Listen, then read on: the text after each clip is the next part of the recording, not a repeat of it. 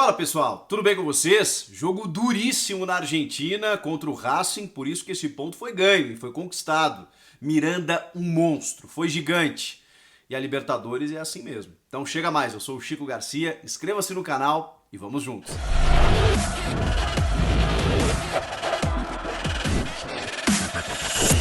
Vamos lá, o São Paulo não fez um bom jogo, não conseguiu apresentar a mesma performance das outras partidas. Ainda assim, volta com um ponto da Argentina, porque a gente precisa valorizar esse ponto ganho. Pelo menos eu entendo assim. O adversário duríssimo. Não só o adversário, como o contexto do jogo, uma arbitragem péssima em que o adversário acabava exagerando nas faltas, um jogo muito pegado, muito truncado, muito marcado, muito bem comandado pelo Pizzi. O Racing é um grande clube, né? E um grande time que vem na sequência do título argentino, do Eduardo Cudê, depois na sequência com o Sebastián Beccacece, eliminando o Flamengo, por exemplo, na Libertadores passada. Mesmo que não seja o mesmo time, com algumas mudanças, agora disputa uma Libertadores com toda a sua força e a sua volúpia. Por isso o jogo foi terrível para o São Paulo, foi realmente muito difícil. O São Paulo não só não teve uma grande atuação por conta do adversário, não conseguiu desenvolver o seu modelo de jogo, como poderia ter perdido numa bola no travessão que acontece no primeiro tempo. Tudo bem que o Daniel Alves também meteu uma numa cobrança de falta espetacular, mas teve essa bola na trave do Racing no primeiro tempo, teve uma defesa espetacular do Volpi nos acréscimos já, teve um gol anulado do Mena, esse São Paulo, lateral esquerdo, aliás bem anulado, porque ele estava impedido, mas várias chances o Racing teve para poder abrir o marcador e não conseguiu por conta da força do São Paulo de se superar até o final com um jogador a menos, depois da expulsão do William, equivocadamente na minha opinião. O lance é até discutível, talvez, dependendo do critério que o árbitro utilizasse, você poderia entender aquele cartão vermelho, não pelo critério que ele estava utilizando. A gente viu de tudo no jogo.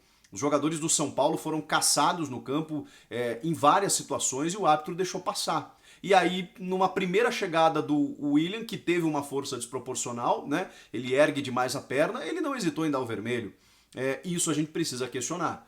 O critério que ele adotou. O Benítez, por exemplo, no primeiro tempo, impressionante, né? Não sei se por ele ter defendido o Independiente, o rival de Avejaneda, fez com que os jogadores o marcassem mais dentro de campo, mas impressionante. Ele foi caçado, o Pablo tomou cotovelada na nuca, Daniel Alves tomou tapa na cara, foi um festival e o árbitro complacente com a situação. Então o jogo teve todo esse aspecto, toda essa circunstância que o São Paulo precisou sair dela, porque a Libertadores é assim, a gente concorda com algumas coisas? Não, a gente não concorda com tudo, mas precisamos entender como se joga a Libertadores. Você precisa ser competitivo e nem sempre você vai ter facilidade de atropelar os adversários, de jogar com extrema liberdade, né, para poder construir suas jogadas, empilhar gols e tudo mais. Não, nem sempre vai ser assim, especialmente contra equipes argentinas, que realmente, né, você pode colocar outros países do continente que não têm o mesmo nível do futebol argentino. O Racing, obviamente, assim como o Boca, assim como o River Plate,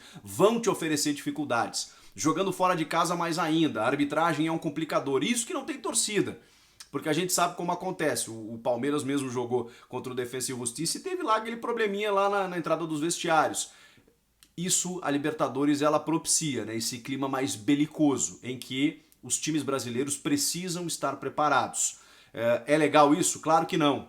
Eu não concordo e não valorizo, não sou daqueles que dizem isso é futebol raiz, Libertadores é assim mesmo. Não, tem coisas que passam do limite, mas infelizmente a gente precisa estar preparado para isso.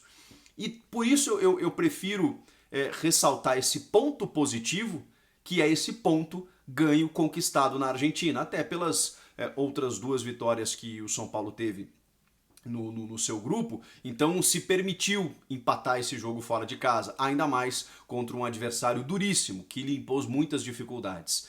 O São Paulo escalou o seu time titular, dito titular, né, com a volta do Daniel Alves, com o Reinaldo, com os três zagueiros, não o Léo, que está voltando, entrou no segundo tempo, mas o Bruno Alves, o Léo até entrou depois, o meio de campo ali com o Luan, o Benítez, o Luciano e o Pablo, e o Lisieiro também, que não conseguiam, esses jogadores não conseguiam encontrar espaços. E o Racing marcava muito a saída de bola do São Paulo, e o São Paulo não conseguia fazer isso do outro lado.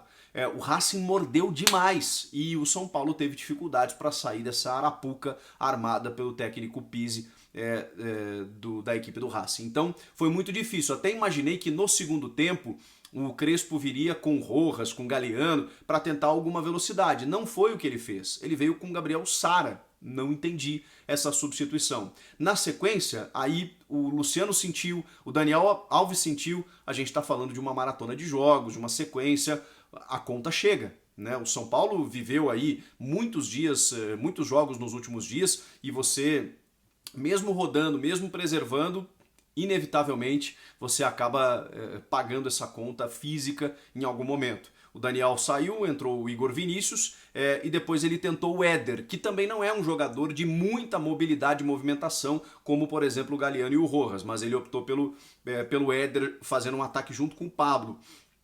Normalmente ele trocava um pelo outro, né? Como o Luciano sentiu, ele botou Pablo e Éder. Eles pouco conseguiram produzir também.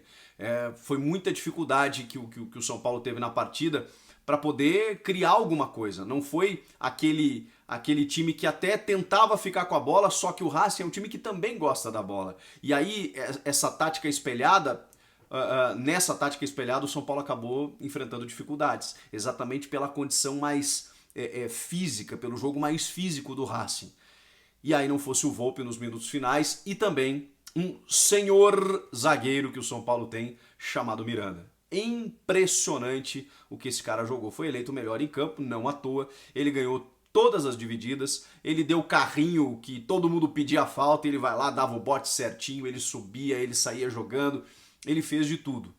E conseguiu, inclusive, se segurar depois que o São Paulo perdeu um jogador de meio, que foi o William, justamente o William, que não conseguiu também ainda produzir muita coisa desde que chegou ao São Paulo, mas, no meu ver, como eu disse, uma expulsão injusta, deixando o São Paulo com um a menos num jogo que já estava complicado, e aí, claro, o Racing foi pro abafa nos minutos finais e o São Paulo conseguiu se segurar.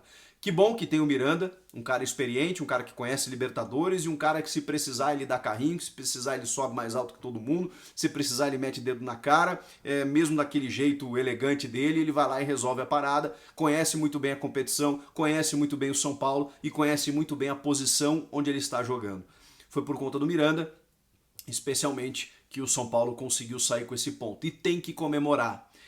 Eu vejo muitas críticas à atuação do São Paulo, mas eu ainda prefiro entender que do outro lado tem um adversário terrível, duríssimo, que lhe impôs dificuldades. E claro, o São Paulo não conseguiu desenvolver o seu modelo de jogo. Fica o alerta para esse tipo de jogo, para quando essa característica acontecer, para quando essa circunstância se apresentar, de você precisar sair de uma armadilha como essa, de um time fechado, marcador, que também gosta da bola, que marca muito bem e que você precisa ter o diferente. Você precisa fazer quando recuperar a bola, sair em velocidade. E o São Paulo não tem jogadores para isso. O Pablo e o Luciano não são jogadores para isso. Eu senti falta disso no time do Crespo nessa partida contra o Racing. Talvez ele repense isso, evidentemente, né? Porque não foi o jogo mais oscilante sob comando do Crespo.